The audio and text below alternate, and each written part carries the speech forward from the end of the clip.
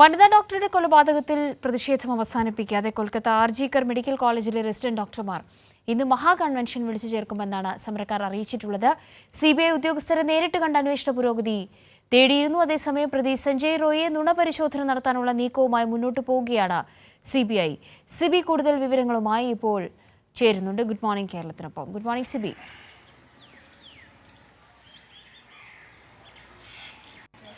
Kavya, good morning. തികച്ചും അതിക്രൂരമായി നടന്നിരിക്കുന്ന ഒരു സംഭവത്തിൽ മുന്നോട്ട് പോകുമ്പോൾ അതിൻ്റെ സമരം നീതി ലഭിക്കണം എന്ന ആവശ്യവുമായി ഒരുപറ്റം ഡോക്ടർമാർ അവർക്ക് പിന്തുണ അർപ്പിക്കുന്ന വലിയൊരു ജനസമൂഹം അടക്കമുണ്ട്. ആ സമരം വർദ്ധിച്ച വീര്യത്തോടുകൂടി മുന്നോട്ട് പോകുന്ന കാഴ്ചകൾ നമ്മൾ കണ്ടുകൊണ്ടിരിക്കുന്നു. നിയമപരമായ നടപടിക്രമങ്ങളും മറുവശത്തേക്ക് നീങ്ങുന്നു.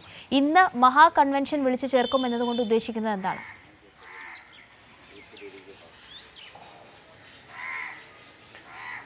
കാവ്യ, എന്തായാലും ഈ കൊൽക്കത്തയിലെ കൊലപാതകവുമായി ബന്ധപ്പെട്ടുകൊണ്ട് ഒരു വലിയ പ്രതിഷേധം, രാജ്യവ്യാപകമായ പ്രതിഷേധമായിരുന്നു കഴിഞ്ഞ 10-15 ദിവസമായി രാജ്യവ്യാപകമായി ഉണ്ടായിരുന്നത്. എന്നാൽ പിന്നീട് സുപ്രീം കോടതിയുടെ അഭ്യർത്ഥന തുടർന്ന് കഴിഞ്ഞ ദിവസം ദില്ലി എയിംസിലടക്കമെല്ലാം തന്നെയും ഇപ്പോൾ ഈ റെസിഡന്റ് ഡോക്ടർമാർ പ്രതിഷേധമെല്ലാം തന്നെയും അവസാനിപ്പിച്ച് തിരികെ ഡ്യൂട്ടിയിൽ പ്രവേശിച്ചിട്ടുണ്ട്. പക്ഷേ കൊൽക്കത്ത ആർജിക്കർ മെഡിക്കൽ കോളേജിലെ അവിടുത്തെ റെസിഡന്റ് ഡോക്ടർമാരെല്ലാം തന്നെയും ഇപ്പോഴും ഡ്യൂട്ടിയിൽ നിന്നും വിട്ടു നിൽക്കുകയാണ്. അതായത് ഈ സമരത്തിൽ നിന്നും പിന്മാറിയെങ്കിലും അവർ ഡ്യൂട്ടിയിൽ നിന്നും വിട്ടു ോട് പ്രതിഷേധിക്കുകയാണ്. ഇന്ന് അവർ ഒരു ജനകീയ കൺവെൻഷൻ വിളിച്ചു ചേർക്കുമെന്നുള്ളൊരു നിലപാടാണ് ഇന്നലെ പ്രഖ്യാപിച്ചിരിക്കുന്നത്. അതായത് അവർ ഇപ്പോഴും വ്യക്തമാകുന്നത് ഈ ഒരു അന്വേഷണവുമായി ബന്ധപ്പെട്ടുകൊണ്ട് ഏതെല്ലാം നടപടി സ്വീകരിച്ചു എന്നെല്ലാം നിലയിൽ ഞങ്ങൾക്ക് കൃത്യമായി അറിയേണ്ടതുണ്ട്. കഴിഞ്ഞ ദിവസം അവർ ഈ അന്വേഷണ സംഘത്തെ സിബിഐ ഉദ്യോഗസ്ഥരെ നേരിട്ട് കണ്ട് അവർ അന്വേഷണ പുരോഗതി എല്ലാം തന്നെയും തിരക്കുകയും ചെയ്തിരുന്നു. എന്തായാലും അവിടെയും പ്രതിഷേധം ഇപ്പോഴും ആളിക്കത്തിൽ നിൽക്കുകയാണ്. ഇപ്പോഴും അവിടെ സമരപ്പന്തലടക്കമുണ്ട്.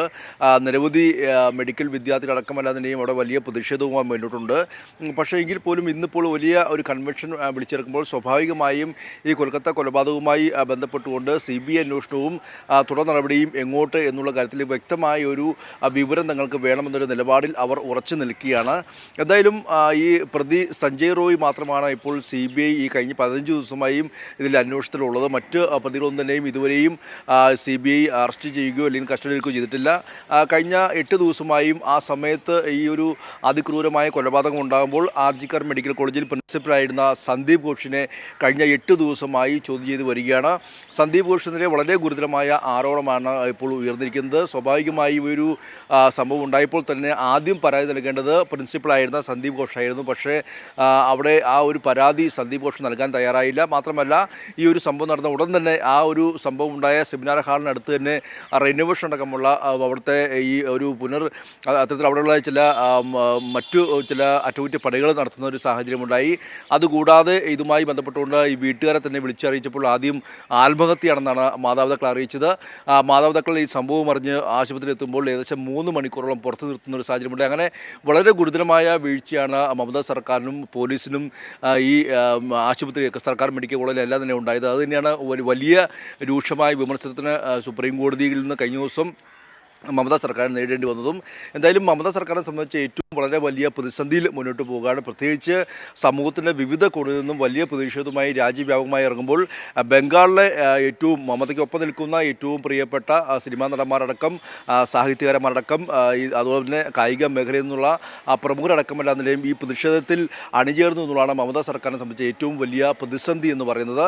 എന്തായാലും ഈ ഒരു പ്രതിയെക്കുറിച്ചുമെല്ലാം തന്നെയും വളരെ ഞെട്ടിക്കുന്ന വിവരങ്ങൾ പുറത്തേക്ക് വരുന്നു. ഈ സഞ്ജയ് റോയ് ഒരു ലൈംഗിക വൈകൃതമുള്ള ആളാണ്. അദ്ദേഹം ഒരു മൃഗസഹജനായ ഒരു വ്യക്തിയാണ് ഇയാളെന്നെല്ലാം തന്നെയും ഇപ്പോൾ CBI കണ്ടെത്തിയിരിക്കുന്നു. CBI ഇയാളുടെ നുണ പരിശോധന എല്ലാം തന്നെയും നടത്താനുള്ള നീക്കവുമായി മുന്നോട്ട് പോവുകയാണ്. കഴിഞ്ഞ ദിവസം ഈ വിചാരണ കോടതി ഇയാളുടെ നുണ പരിശോധനയ്ക്ക് വിധേയമാക്കാൻ വേണ്ടിയുള്ള അനുമതി നൽകിയിരിക്കുകയും ചെയ്തിരുന്നു. എന്തായാലും ആ ഒരു അന്വേഷണം മുന്നോട്ട് പോവുകയാണ്